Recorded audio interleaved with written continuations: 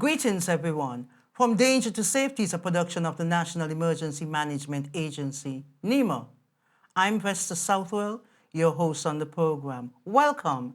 I'm joined today by Mrs. Oureika Lennon-Petty, who is a planning officer here at NEMA, and we're going to be talking about Caribe Wave, which is an annual exercise that takes place throughout the hemisphere, and it's been coordinated to test tsunami response capacities among Caribbean nations and adjacent regions. Welcome back to the program, Mrs. Petty. Thank you for having me, Vesta.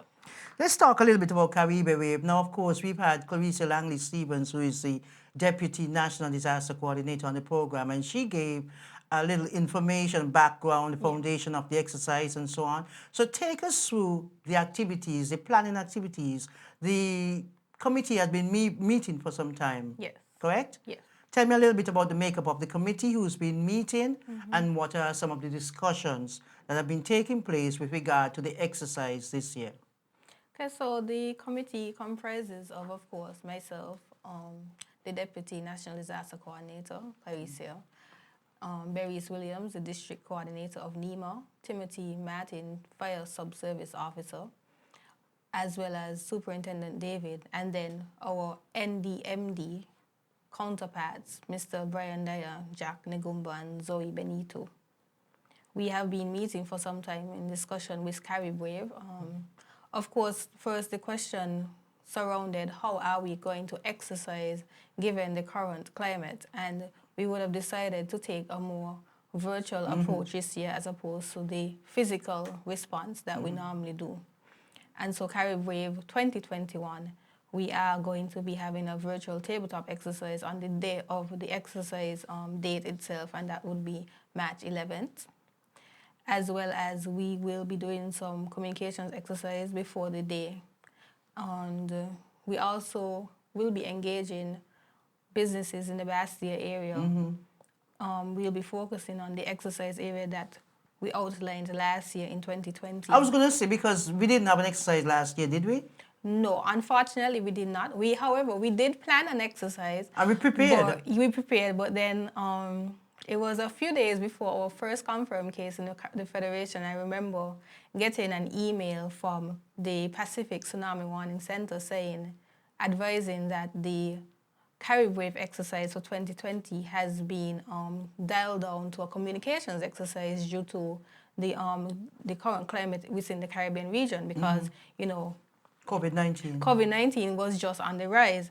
And so then we would have had to just do the communication exercise. And so we never actually got to put in place the plans we had for last year. So we're going to use the same area, you're saying? So we'll use the same area. Which is?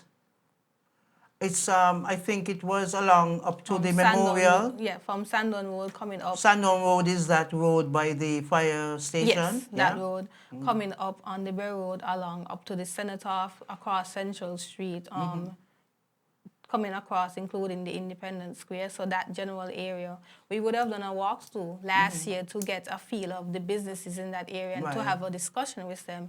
And so we'll take it a step further. We'll be repeating that process, but with an added component of actually having an emergency response template to hand out to these businesses. And so we'll be engaging them in actually, if they don't have a plan already, in formulating one, and then we'll be collecting them after because it's more than enough to have a conversation. However, we want to take it a step further than that. And so we'll give them the template, and then at a later date, we'll collect them. And then if they are interested in actually completing the emergency response plan, we will assist them by having a draft document for them. And then after that, if they're interested, we come in, we finish the emergency response plan, and we help them test it. You're saying emergency response plan, you mean a business contingency plan? Yes. Same thing, correct? Yes. Okay, so without naming all the businesses and so on in the target area, who are some of your players? Tell me about the public sector component and NGOs involved. Yes, the reason we targeted that area last year is because when you look at Vesta, it's the hub of the economic activity in St. Kitts Absolutely. and Nevis. And so that was actually the reason why it was targeted. And it's also below sea level. And it is below sea level. So if, God forbid, we were to be impacted by a tsunami, then, you know, of course, Bastille and that area in particular would be one of the ones most affected. And when you look at it, you realize that government headquarters is in that area, Social Security, the Post Office, the Treasury, Financial Service Regulatory Commission. I apologize if I said that incorrectly. We have the courthouse, DPP.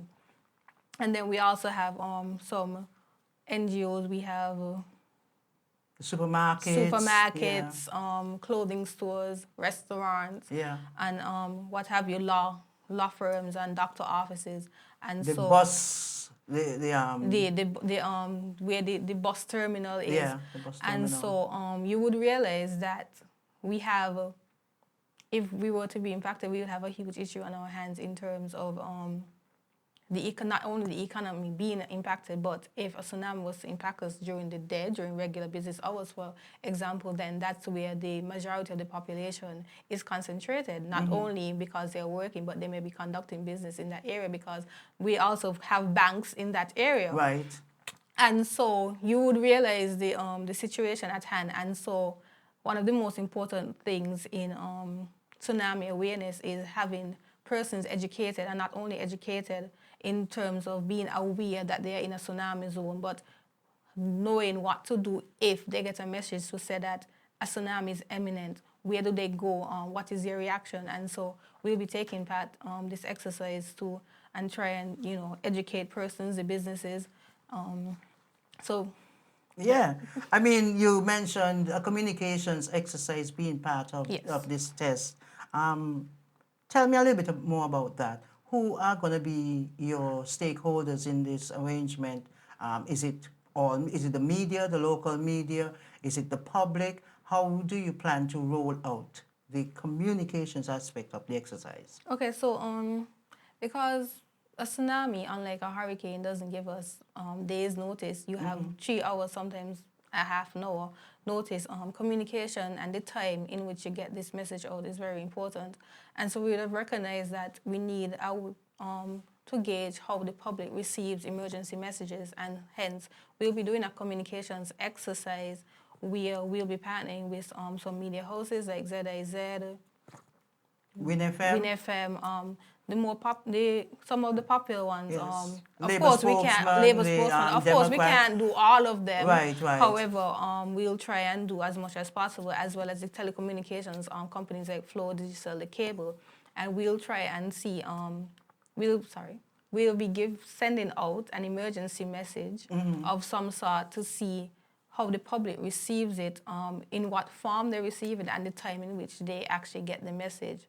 And so we'll be using that for us internally in the agency to know how the best way to communicate emergency messages. Yeah, and how people manage the information. And how people manage the information, yes. Yeah, and so absolutely, education awareness is an incredible aspect of that exercise, because you would want persons before the test to know what they should do in the event of a tsunami, right? Yes, of course. Okay, so persons most likely going to respond. How are you going to test the information? Will they call in? Will they respond to the media houses directly? Has that been ironed out as yet? The fine-tuned details have not been ironed out. However, we are exploring the options of having persons call the agency and saying that they received the message and the form in which they received it. We'll also be using our social media accounts to do some polls so that they can actually just select the way in which they received the message as well. We will be consulting the media later this week to see how they suggest that we collect data for that aspect of the exercise. I would imagine that they would be happy.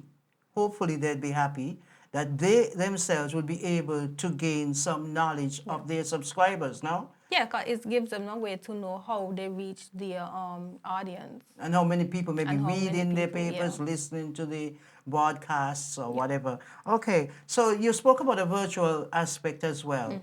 Tell me a little bit about that. Okay, so normally on the day of Caribe Wave, we will have a physical evacuation exercise where we test both the public as well as emergency response agencies. However, because of COVID-19, we will not be doing that. And so we opted to go virtual in a virtual tabletop exercise where we will be testing the emergency response agencies, the first responders, Such such as fire, police, health. We also, EMS, we also will be testing the HEOC, the Health Emergency Operations Center, the district volunteers, and the National Disaster Subcommittee chairs and their alternates that make up a part of the National Emergency Operations Center. Do you have a mock activation of the Operations Center during the exercise? No, we will not be doing that as everything will be online. Okay. The exercise control, however, will be in one room controlling the exercise, but we will be asking persons to connect to the exercise wherever they are. Virtually? Yeah. And so that would take away the risk Yes. of mass COVID-19? gathering, yes. Okay. So is there anything that you would want persons to know about the exercise? What should they be mindful of? As we've in the past done this exercise unannounced for a very specific reason, because persons would be arguing from time to time saying, oh, you can't just test us, we don't know what to do. But we wanted to gauge the understanding of response within the community before sharing the right way to do it or that sort of thing. So what would you want persons to know about the exercise? How important is it for them to understand what is going on? Well, I would want them to know why we actually exercise, because they may be saying, but this doesn't make any sense. A tsunami will never hit us. So for me, the my mark of success would be if at least one person actually understands the importance of exercises such as these, and that is education and awareness. Because Caribe Wave, in essence, is an education and awareness exercise that is done regionally each year. So thank you very much.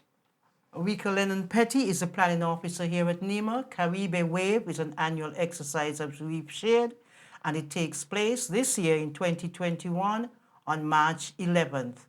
Stay tuned, and for more information, you may contact NEMA at 466-5100.